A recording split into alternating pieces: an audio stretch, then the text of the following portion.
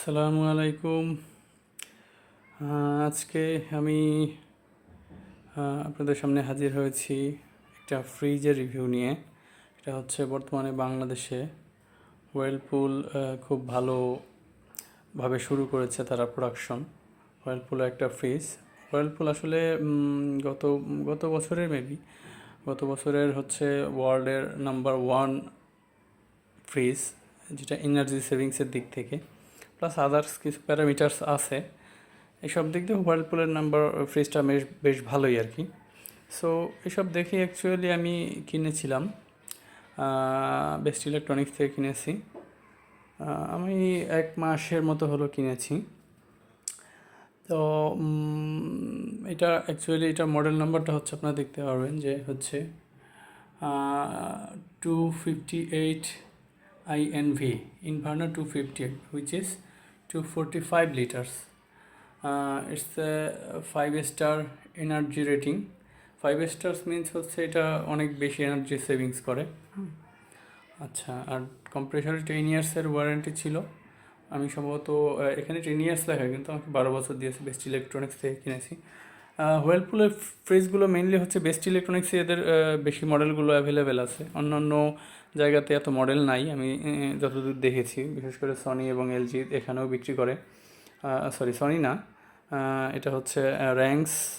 হ্যাঁ, সব ranks, Sony র্যাঙ্কসেও বিক্রি করে এবং এলজি এখানেও বিক্রি করে।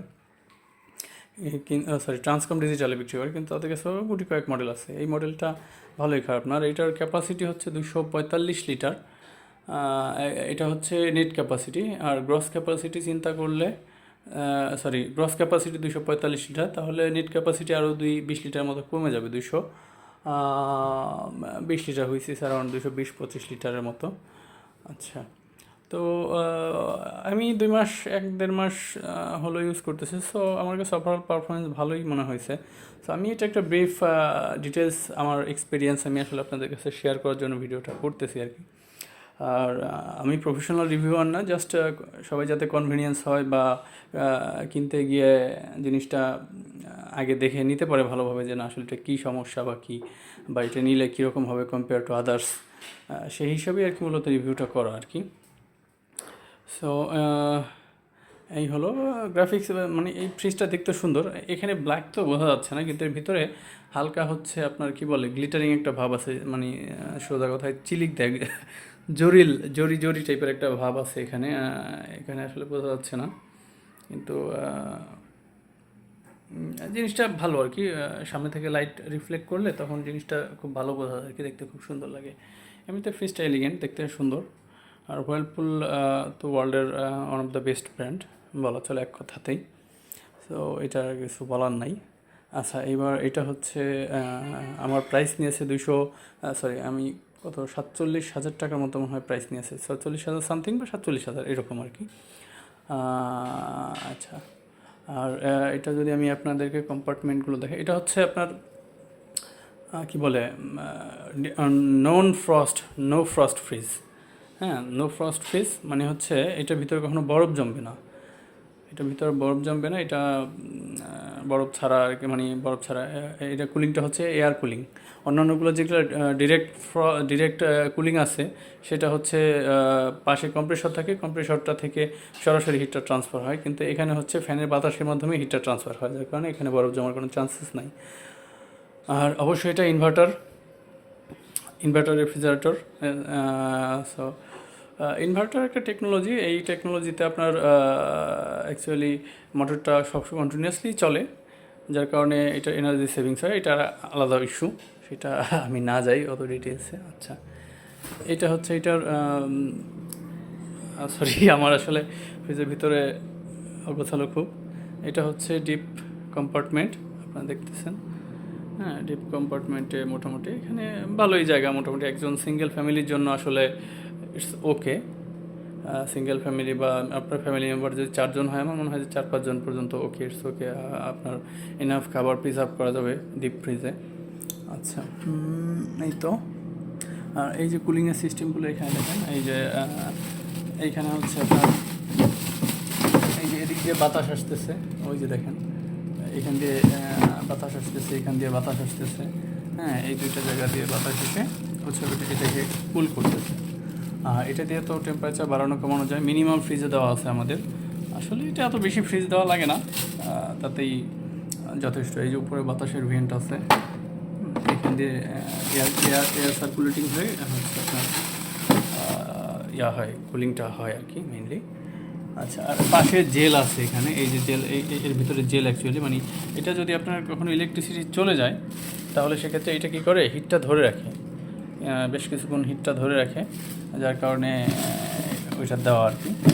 এইটা হচ্ছে ফ্রিজ। এটা হচ্ছে আমাদের ডিপ কম্পার্টমেন্ট।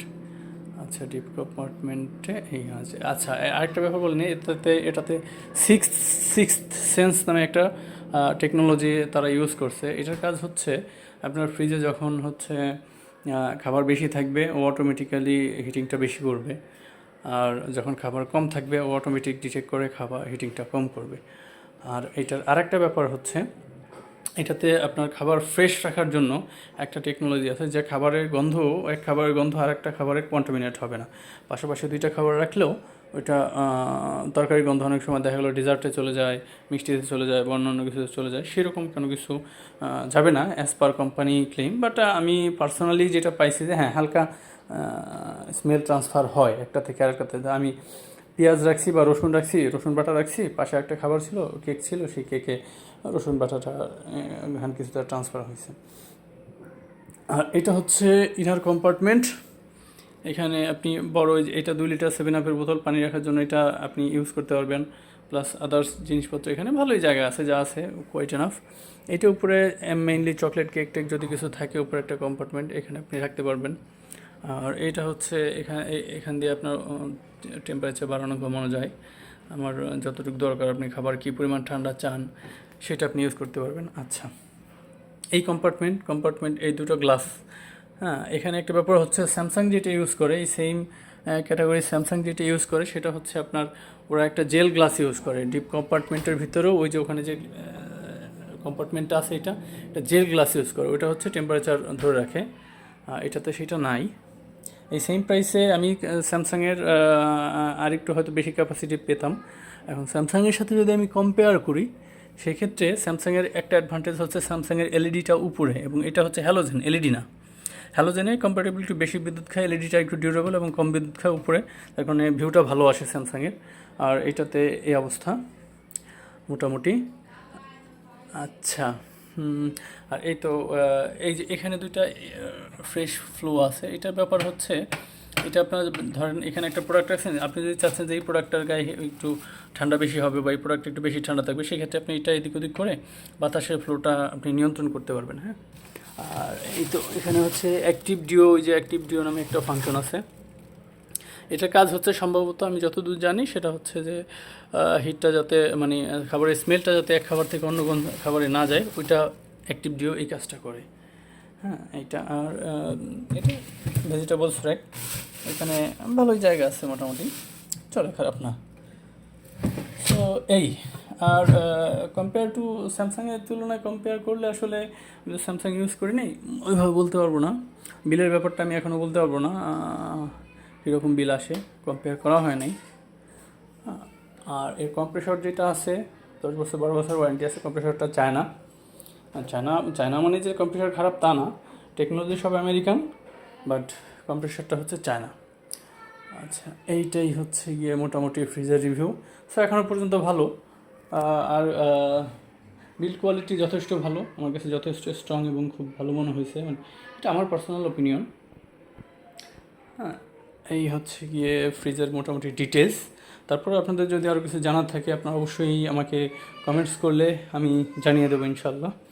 আর একটা ব্যাপার আপনাদেরকে দেখে আমার এই ব্যাপারটা খুব ভালো লাগছে, যে এখানে জানি অন্যান্য ফ্রিজ আছে কি না, ফ্রিজের ভিতরে যে পানি জমে, পানিটা এখানে ড্রেন আউট হয়। ড্রেন আউট হওয়ার পরে এখানে একটা হিটার টাইপের আছে, ওই যে দেখতে পাচ্ছেন আপনার হিটার টাইপের আছে। এই হিটারটা কী করে হচ্ছে পানিটাকে হিটিং করে ইভাপোরেট করে দেয়। সো এটা খুব ভালো একটা ব্যাপার আমার কাছে মনে হয়েছে। আর কম্প্রেসর আসলে ওখানে দেখানোর কোনো সুযোগ নেই। ওকে, পিছনটা যদি দেখেন যেরকম ফ্ল্যাট, হ্যাঁ, তো এই সাইড সাইড প্যানেলটা হচ্ছে কি বলে লেদার টাইপের আর কি। তাদের ক্লেম হচ্ছে তার এটাতে কখনো মরিচা পড়বে না বা সহজে নষ্ট হবে না এই টাইপের। আচ্ছা, তো এই মোটামুটি হুইলফুল ফ্রিজার ডিটেলস। সো আরও যদি কোনো কিছু জানার থাকে এই সাইডটাও দেখতে পাবেন আপনারা। হ্যাঁ, এই যে আরও যদি কিছু জানার থাকে আপনারা কমেন্টস করলে আমি আপনাদেরকে জানাই দেবো, ঠিক আছে? আর একটু দেখাই ভিতরের পার্টটা। এই যে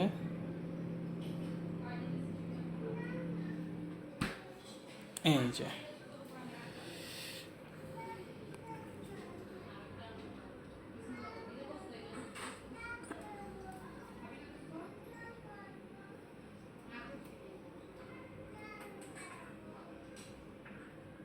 থ্যাংক ইউ সো মাচ।